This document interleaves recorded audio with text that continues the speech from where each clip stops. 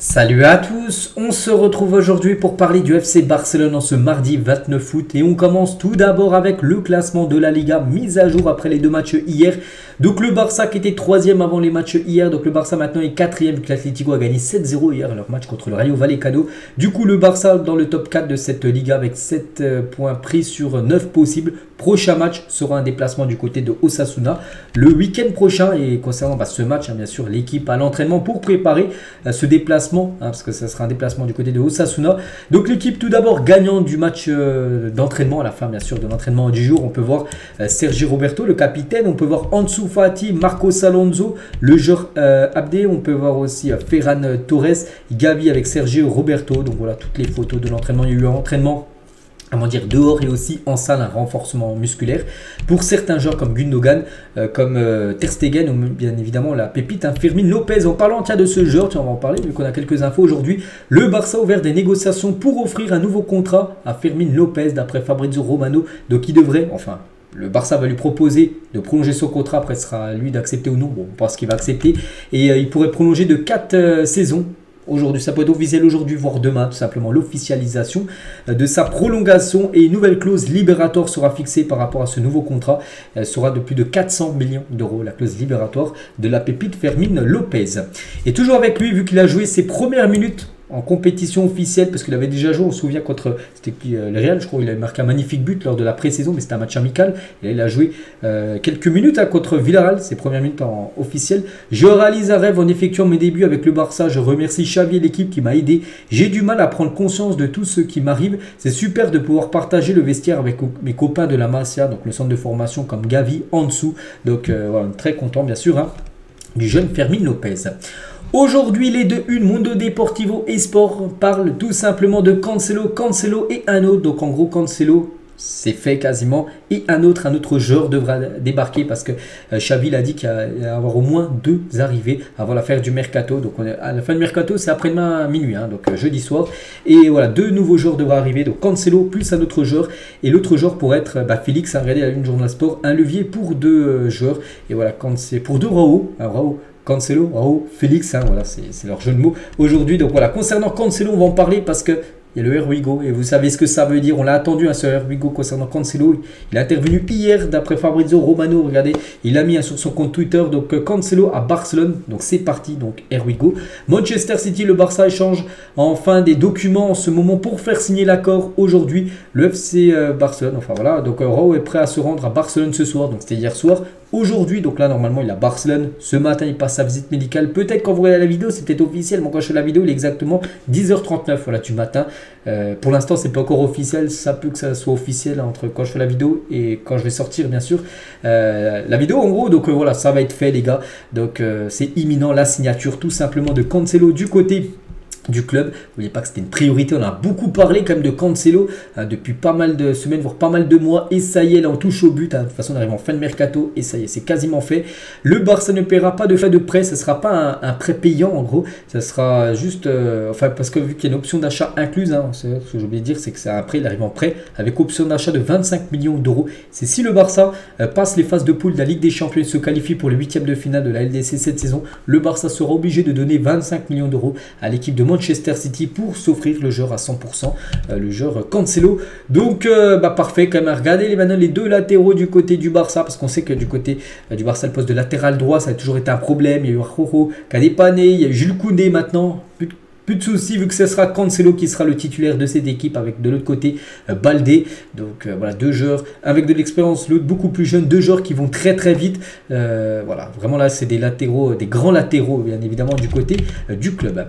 Et du coup c'est la 5e signature. Bon, même si c'est quand je fais la vidéo pas encore officielle, on est très proche. Et ça va être la 5e signature après Gundogan 0€, Martinez 0€, Victor Roque qui arrivera en janvier, Oriol Romeu et du coup Cancelo prêt avec option d'achat de 25 millions d'euros. Donc voilà, pour l'instant ce mercato du FC Barcelone en ce 29 août. Et c'est pas fini, un autre joueur devrait débarquer en plus. Donc voilà, concernant Cancelo, on est tous contents. Regardez déjà la défense. avec Koundé, Christensen, Aroro, Baldé, donc ils ajoutent maintenant bien sûr le joueur portugais. On va parler de ce joueur les gars, donc hier j'ai dit que l'Atlético avait gagné 7-0, c'est bien, hein.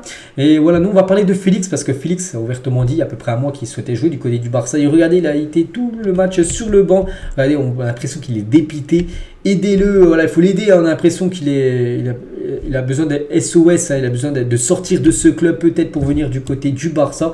Et concernant Félix, hein, Fabrizio Romano lui a encore dit il y a quelques jours tout simplement que si ça se fait, ça se fera dans les dernières heures du mercato. Donc là on arrive dans les dernières heures, donc ça peut se faire. Je pense que là le Barça fait déjà, comment dire, Cancelo, que ce soit officiel, et après ils vont passer directement au dossier Félix pour essayer de s'offrir tout simplement le joueur portugais.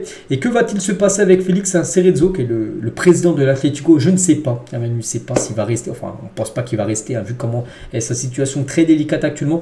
Il partira. Après, est-ce que ça sera au Barça, à Al Hilal, hein, parce qu'Al Hilal aimerait l'avoir en prêt. En Arabie Saoudite, on verra. Mais voilà, de l'avoir du côté du Barça, ce serait, je pense, une très bonne nouvelle. Et l'opération Félix est toujours sur la table, malgré le fait que Xavi préfère un milieu de terrain offensif. Mais voilà, Félix, toujours une option bien évidemment, hein, du côté du club. Concernant Ansu Fati, cette fois-ci dans le sens des départs. Donc un journaliste, il a dit, les clubs de Première Ligue qui suivent Ansu Fati l'évaluent à près de la moitié de la valorisation du Barça. Donc par exemple Manchester et Aston Villa qui sont intéressés le regardent, donc c'est-à-dire qu'ils le suivent en gros. Il évalue entre 40 et 45 millions d'euros, tandis que le Barça l'évalue entre 70 et 90 millions d'euros. C'est que le Barça mis un prêt très haut, alors que du côté de l'Angleterre, eux, ils visent plutôt la moitié du prix que ce que fixe le Barça. Donc je serais surpris si quelque chose se passe à son sujet, hein, d'après ce journaliste, qui veut dire en gros qu'il y a de fortes chances qu'il reste, hein, du côté du Barça. En dessous, Fati. Toujours avec ce journaliste, hein, qui s'appelle Jacobs Ben. Par rapport à Marcos Alonso, Manchester explore une game, pas mal d'options pour le poste de latéral gauche. Il a donc été interrogé en parlant de Marcos Alonso, mais leur priorité reste sur Marc Cucurella, un joueur de Chelsea. Mais voilà, Marcos Alonso peut être une option tout simplement pour cette équipe. Et la signature de Cancelo pourrait faciliter le départ de Marcos Alonso, que ce soit à Manchester United ou même dans une autre équipe européenne.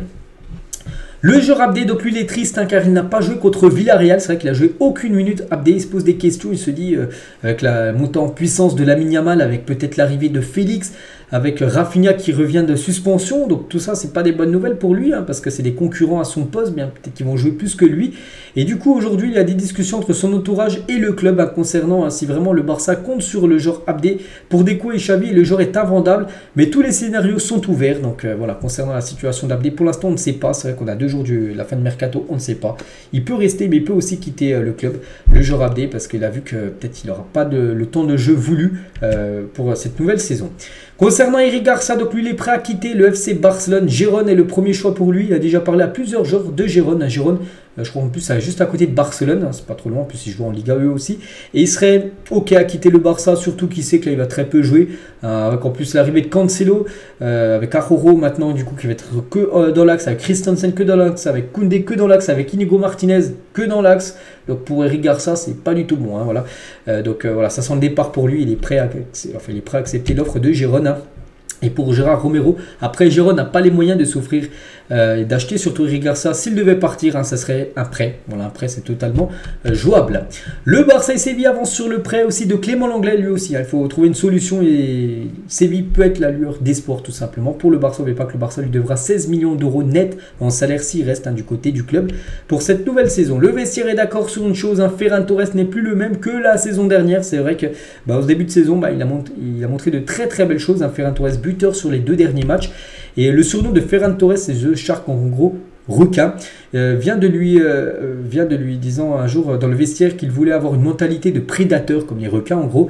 Une partie de sa motivation vient de son ami, le combattant de l'UFC. Donc il y a Topuria qui est un combattant UFC, hein, voilà, de boxe tout ça. Donc voilà, concernant Ferran Torres. Rafinha, les gars, lui ne veut pas quitter le Barça, hein, lui souhaite rester, hein, bien sûr du côté de Barcelone, malgré des intérêts, j'ai pu voir comme Chelsea, hein, qui est intéressé par le joueur Rafinha. Le jeune Lamine Yamal jouera pour l'Espagne et sera appelé en équipe nationale vendredi.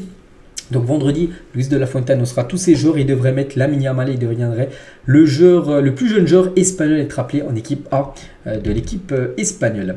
Et un commentateur, Bin Arab, il a dit, hein, Lamine Yamal me rappelle Riyad Mahrez quand il était jeune avec tous ses gestes techniques, tout ça. Donc voilà, bien sûr, hein, c'est On pense que son futur sera doré, bien sûr, hein, pour le jeune Lamine Yamal. Une petite photo de Frenkie de Jong lors du prochain eSport FC qui va sortir. Là, ça sera dans quasiment un mois. eSport FC a donné une note de 87 à Frenkie de Jong, une note générale. On peut voir ses stats. Il aura 87 de dribble, il aura 86 de passe ou 82 de vitesse dans le prochain FIFA qui va s'appeler maintenant eSport FC. Sergi Roberto a reçu de sévères critiques de Xavi pendant la pause de la mi-temps lors du match contre Villarreal. Il n'était pas du tout satisfait de son capitaine. L'entraîneur a souligné toutes ses erreurs, y compris la mauvaise défense lors du but de Foyth. Xavi n'est pas du tout satisfait de la performance du capitaine. C'est qu'on sait que c'est le capitaine, mais c'est que ça. Tout le monde a haussé un peu les sourcils quand on a su que c'était lui le capitaine numéro 1, Sergi Roberto, qui est un joueur, un joueur pour dépanner, mais voilà, être un titulaire, tout ça, c'est un peu compliqué. C'est qu'encore le match contre Villarreal, on a pu voir les faiblesses énormes de Sergi Roberto. Lewandowski aussi est actuellement un petit peu délicat malgré son but. Avant-hier, donc 35 ans, se trouve dans un moment compliqué de sa carrière d'après le journal Sport. Malgré la confiance de Xavi, il pourrait devenir un problème, surtout si Victor Roque arrive dans quelques mois. Il n'est pas à la hauteur de ce qu'on attend de lui. C'est vrai que pour l'instant, il n'a pas de concurrence. Robert Lewandowski, c'est pour ça qu'il est tout le temps titulaire, parce que c'est le seul neuf de l'équipe, même si Ferran Torres peut jouer neuf. Voilà, Lewandowski reste Lewandowski, mais imaginez, tu ramènes un Victor Roque là actuellement. Pour Lewandowski, ça serait une grosse concurrence et il pourrait même perdre sa place de titulaire, surtout que Victor Roque lui marque but sur but du côté du championnat brésilien. Neymar sur Gavi, donc Gavi il a mis un petit message par rapport à son but lors du match contre Villarreal. Neymar a mis crack en commentaire par rapport à la publication du jeune Gavi. Et on revient les gars, 50 jours pour jour en arrière, c'était une magnifique journée parce que le Barça annonçait l'arrivée de Araujo qui signait pour seulement 1,7 million d'euros, c'est pas cher, 1,7 million d'euros, surtout dans le monde actuellement des transferts avec des transferts à plus de 100 millions d'euros, donc lui c'était seulement 1 million et il arrivait, puis voilà, 5 ans après les gars, c'est un titulaire indiscutable de l'équipe. Bon, actuellement blessé, on lui souhaite bien évidemment un bon rétablissement. Donc voilà ce qu'elle va dire aujourd'hui en ce mardi 29 août. On se retrouve demain pour le prochain numéro. Bonne journée à vous et à demain.